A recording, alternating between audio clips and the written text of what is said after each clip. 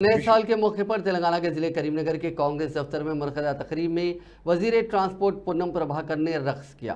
पूनम प्रभाकर ने इस तकरीब में मेहमान खुसूसी के तौर पर शिरकत की और केक काटा। साथ ही उन्होंने इस मौके पर पार्टी कारकुनों के साथ मिलकर रक़्स किया और आवाम को नए साल की मुबारकबाद पेश करते हुए नेक तमन्नाओं का इजहार किया। उनके रक़्स का वीडियो सोशल मीडिया पर तेजी के साथ वायरल हो गया।